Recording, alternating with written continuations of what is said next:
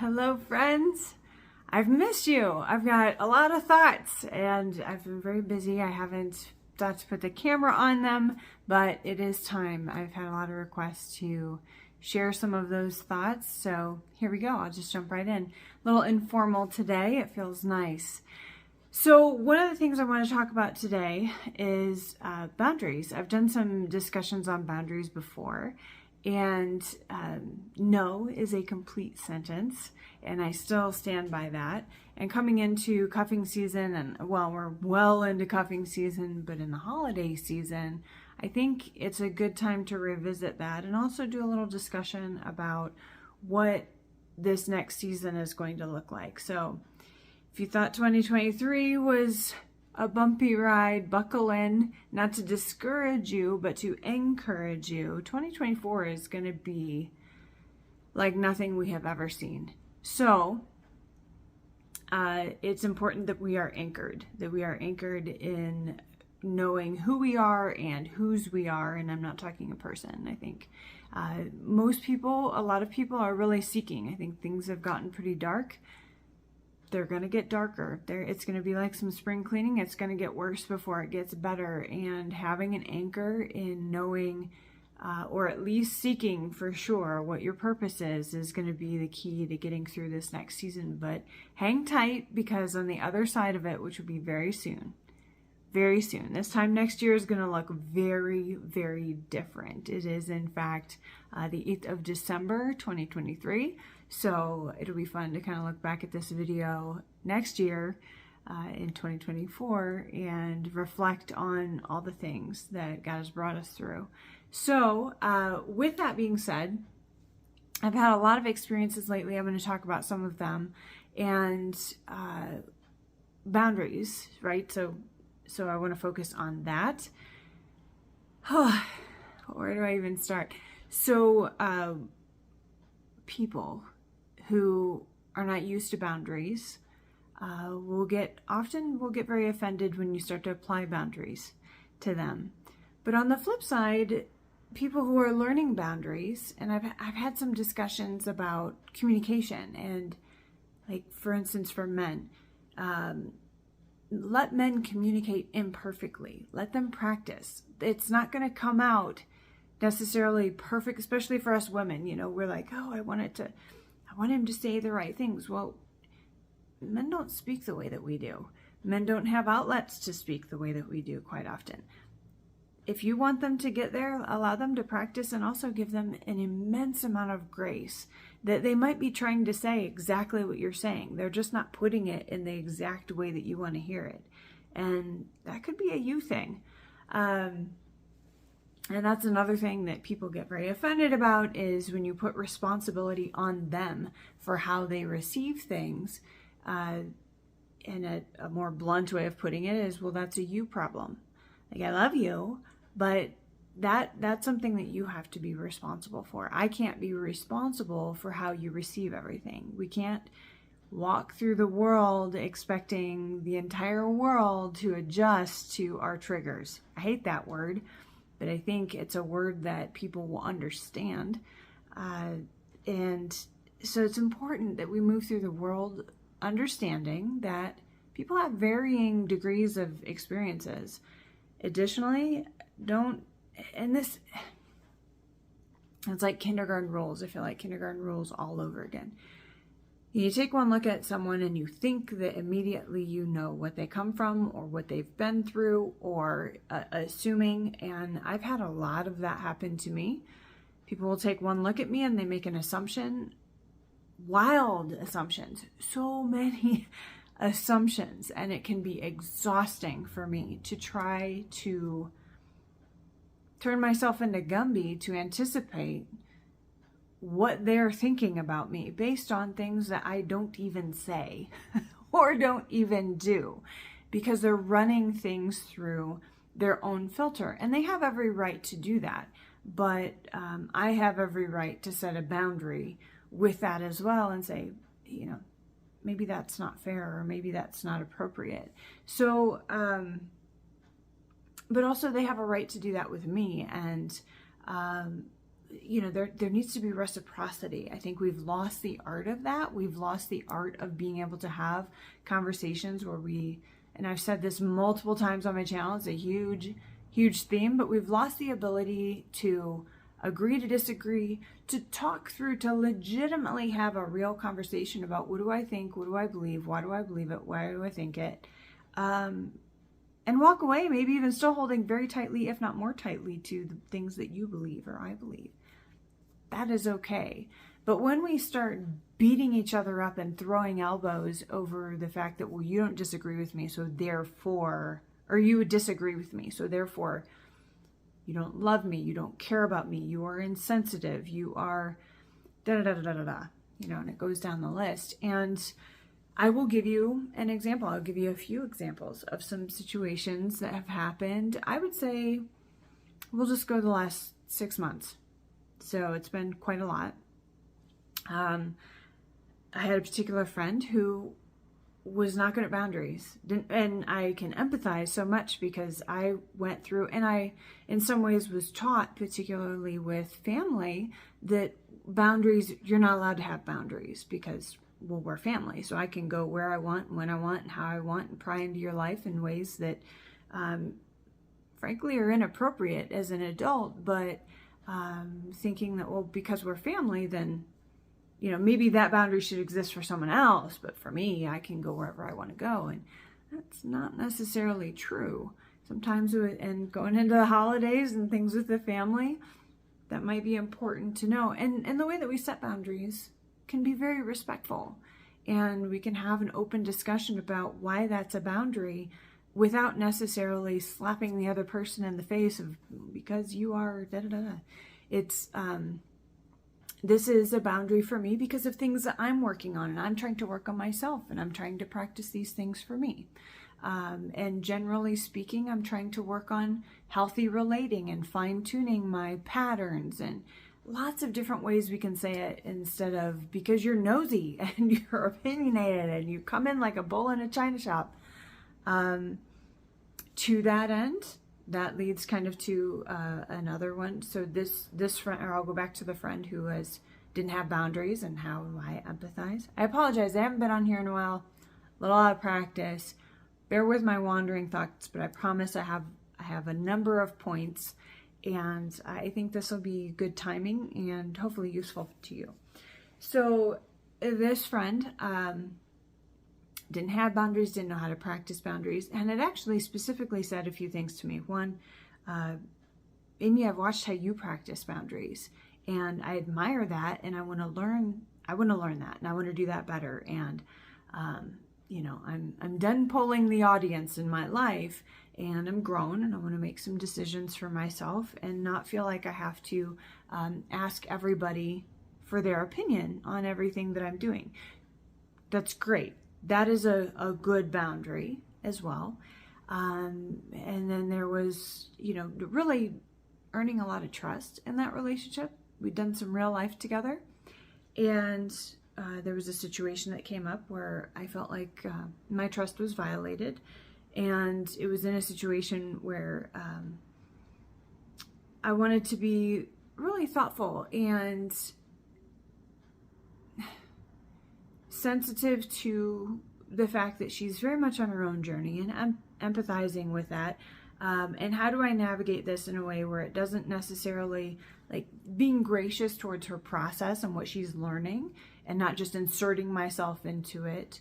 And also saying, okay, well, this is kind of a boundary for me on where it starts to bleed on me and it starts to affect me. So that's the point at which I have to, say something with as much love and respect as I can possibly, put it together with.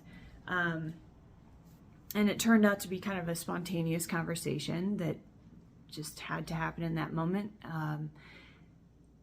And I remember it on the other side of it, the reaction that I got was pretty strong, a little bit startling, a little contrary to, I felt a lot of the trust that we built and experiences we'd had together.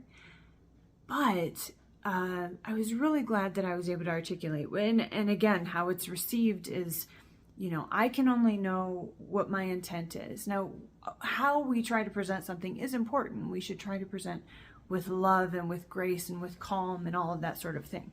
But when we know that we're doing it with as much of those healthy ways of relating as possible, and someone still receives it in a way that we can't control, I mean, ultimately we have to say, okay, well, that's outside of my control. But I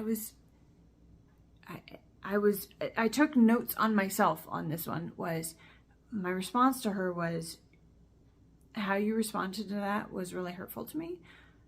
But at the same time, I recognize that this is something that you're starting to practice, and practice is how you get better at things. And I'm just very, very proud of you for practicing boundaries. I feel like you're practicing them unfairly towards me, but I accept that. And I'm going to depart this situation out of respect and out of love. And I hope that you're able to continue practicing these things, because it's how we get better at it. And I can relate, and I want to honor that, because my practice of it has not always been great either, but that's what practice is for. So having grace with people while they're practicing these things is important, which leads me to a second scenario to kind of reinforce some of these points. Had another young lady who'd been through massive amounts of trauma, and had specifically asked me to mentor her a number of years ago, and was practicing a lot of things, was going to therapy and counseling, and really taking a lot of personal responsibility, not looking for someone to save her, asking hard questions, asking good questions, really trying to improve her life. But she had a lot of, I think, the best way of putting it, frustration, I think, with herself, that she had made some mistakes in the process and didn't really know how she was going to get out of some of those mistakes. Feeling very let down and very jaded as well by other people letting her down, and feeling like, if anything, that particular group of people should have gotten it right? And that's very, very hurtful. That can leave deep, deep wounds. There are a lot of people that have that from, hers was from workplace and from religious organizations. I think there are a lot of people that get a lot of that same thing, which also in this next season, be encouraged, not to get too much on a tangent, but be encouraged. The religious spirit's going to have a meltdown in the next season.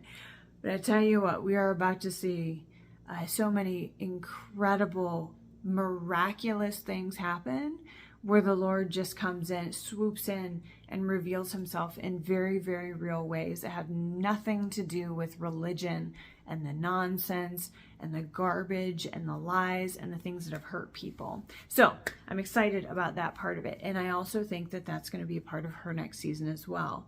But she would ask my opinion on things, and then a lot of times she would want to just bounce things off of me. But there have been moments along the way, this happened a couple of years ago as well, where she was in kind of a, for lack of a better term, a little bit of a manic cycle. And I can relate to, I've certainly been in those positions, so I have a lot of grace for it, but it's also important to be aware of when you're in that and know that you are not at your best, and you're not going to show up at your best, and you're probably going to bleed on people that don't deserve it. So had a situation like that a couple years ago. She excused herself. She kind of tried to beat me up a little bit, and I said, you know what, I still love you. You take as much space and as time as you need.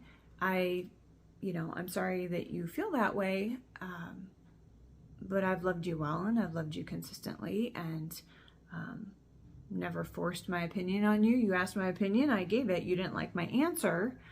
And you kept coming at me wanting me to give you a different answer. I don't have a different answer for you. This is the answer that I have. A common theme between this person and the first friend that I'm telling you about was, if you poll the audience and you get an answer that you don't like, and then you lash out at that person because they don't give, you ask for their honesty and then you lash out at them. That has to be a you thing. That has to be something that you take and say, okay, that triggered me in some way, but it's not really fair to beat up on this other person because I have asked them to speak into my life in truth. And when they do, if I don't like that answer, how I respond to that, I need to sit with. And it's okay to take distance. For them, it is okay to take distance. For me, it's okay to take distance. It doesn't have to be a hateful thing. I think it's important to understand, and I think this is also to speak to the overall theme too about next year and things that are coming after next year. We've got to be gracious in how we relate to people, and they're gonna mess up and we're gonna mess up, but that we don't just toss them out as this horrible person. They're learning. They're learning. We're learning. There has to be room for learning. There has to be room for growth. It is critically important. I cannot stress this enough. It is critically important that people are allowed to adjust to new information. I cannot stress it enough. We have to allow ourselves and other people to adjust and change their mind based on new information. We cannot hold on to mistakes that they made or even mistakes we made. We got to forgive ourselves. We got to forgive them.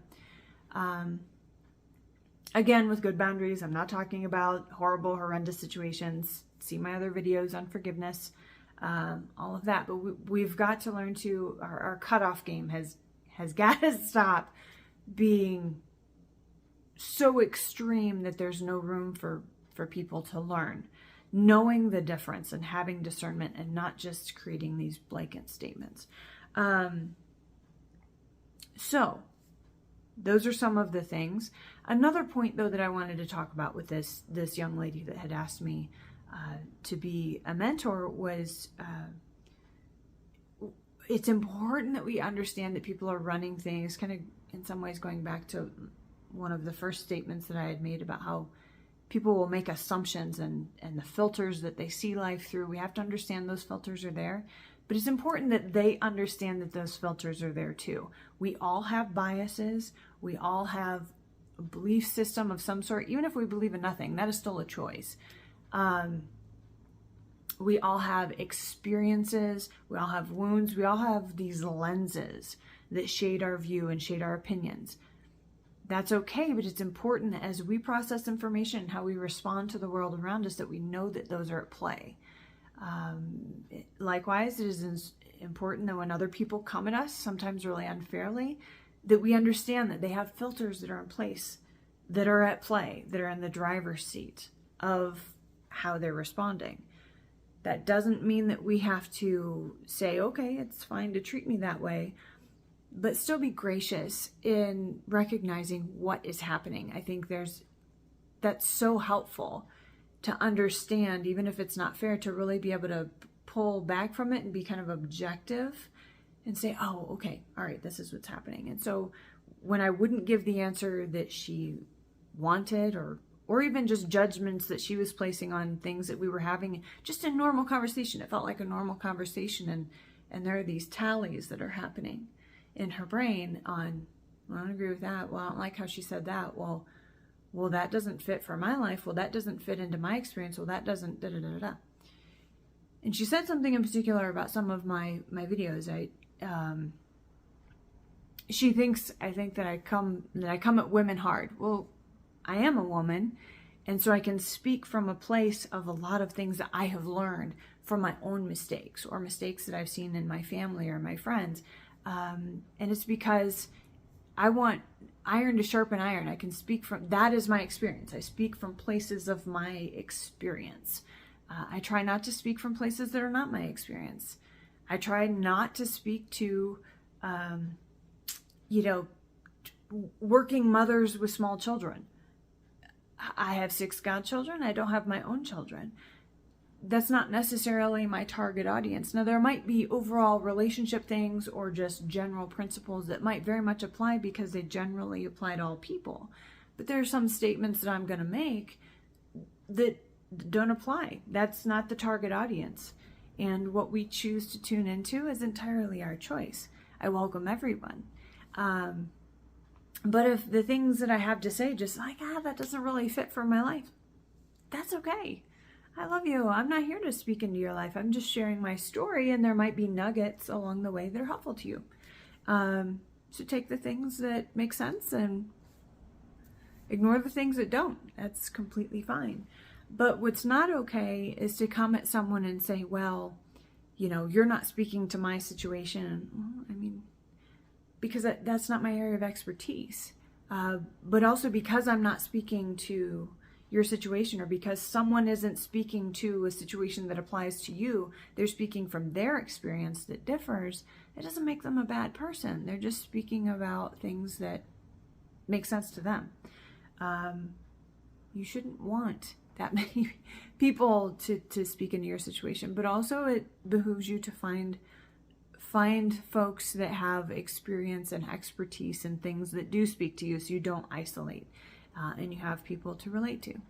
But don't beat up the people that can't and aren't speaking from your experience, especially when you are running things through a filter that is entirely unfair, that doesn't, I mean, I would have to turn myself into Gumby to try and speak to some of those things when frankly it's just not something I can nor should really speak to. But to be beat up for that is not really appropriate or fair. So the third scenario that I wanted to talk about, I could do separate videos, but and maybe I'll break some of these up. But the third thing that I think will be valuable, again, kind of speaking prophetically into what I know is coming in 2024 and beyond, and how we can work through, and things that we're going to need to work through to love on each other, to show up for each other, to get through this season, is knowing that it's funny. I actually said to somebody, I've said it a few times recently because it's a pretty important epiphany for me, was that, sorry, I lost my train of thought there for a second. The third scenario that I was going to talk about was relating with people and learning when to speak and when not to speak. There it is. What I come from and my history was that I didn't really feel like I had a voice. And even when I would use my voice, there would be people that would try and override or overwrite what I was saying was my experience. Say, well, no, that didn't happen. This is how it happened. Well, multiple people can look at the same scenario and see from different perspectives and have a very different experience. Siblings living in the same house can have wildly different experiences living in the same home. As just as an example, I'm not saying that necessarily that's where my stuff comes from, but it's important to understand that even though you experience the same thing, doesn't mean your perspective is going to be the same. Anyway, say that to say, didn't have a voice. Learned to find my voice. This new season, however, is learning when to shut up. So I think it's important to understand when, timing, and to practice healthy relating. Now, with that being said, I had an experience with someone that wanted to go out to lunch, just met her, brand new, and talking about boundaries, getting to know each other, kind of sharing our stories, and it was interesting to me that she thought it was okay to and I'm talking within the first 5 minutes of talking, I was sharing some of how I'm practicing healthy relating and what it's like, as a single woman. And she gave me her opinion in a way that was uninvited, and I would say even borderline inappropriate, because there's a lot of judgment put into it. And I have grace because I think from some of what she comes from, she doesn't have the experience. I think it's something she's going to have to learn in the next season.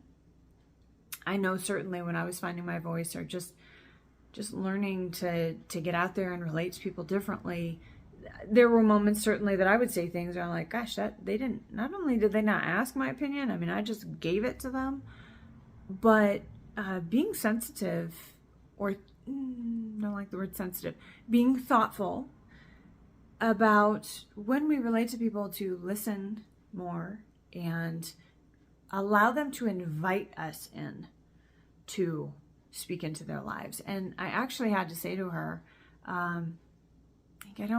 we just met, and I'm very careful with boundaries, and there are people that can speak into my life. They can say really hard truths because they love me, and we have built rapport, and we have spent a lot of time together, and they know me, and they know my history, and they know that I'm going to make mistakes, and I'm going to do things that are not perfect, but the way in which they relate to me allows them to speak into my life because I've given them permission. They've earned that space with me. There should be concentric circles in your life. These are the people that have, values that align deeply with mine, that can speak and have earned my trust. And, there's building blocks there where these people get to be in that center. It's just a very small circle for me. And then outside of that, it's, we relate in different ways, and I love you, but some of these relationships are, not everyone's your friend. Not everyone, sometimes it's a mentor, sometimes it's a peer, sometimes, you are mentoring them, and sometimes it's just an acquaintance. Let's not get them twisted. But to just jump into someone's life and offer, without permission or without being asked, your opinion, can be very, very hurtful. And also it immediately erodes any trust that would be built. Not to say that I judged her that harshly, but I think depending on what was said, if it were someone else, some of those things could really turn them off. And at that point, like, they're done. They've already shut themselves off. In this next season, we are going to see people that don't look like us, that don't talk like us, that have experiences that differ wildly from us, that have had beliefs that differ wildly from us. We need to know how to relate to these people where we don't just come up and slap them and say, hey, I told you so. Or, hey, that's not... They're going to look different. They're going to talk different. They're going to have a very different view on these sorts of things. But we need to remember, one, to operate in love. Love does not mean accepting behaviors, but love does mean that I love you enough to tell you the truth. I love you enough to set boundaries for you and me. But I also love you enough to allow this relationship to become fruitful, and that we are co-participating in this. So if I tell you the truth, and it's because we have developed rapport, if we're going to have that level of conversation about really big things, then you've invited me in, and it's a boundary that I agreed to. Or I've invited you in, and it's a boundary that we've both agreed to. And we operate with care, but with truth delivered in love.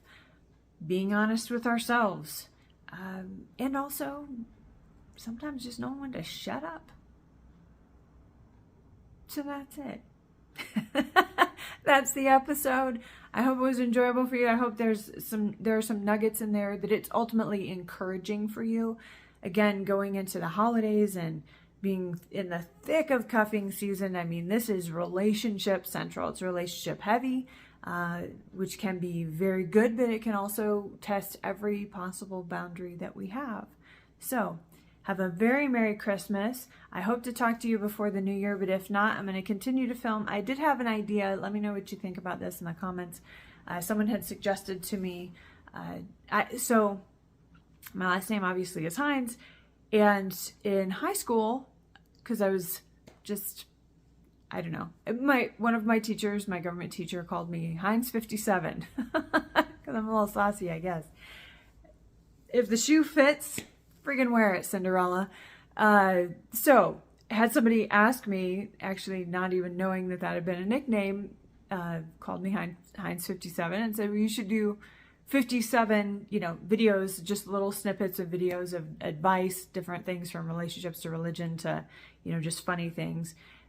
So let me know if you would like to see some of that. I can do some little shorts and make it a fun little thing to get through the rest of cuffing season, maybe.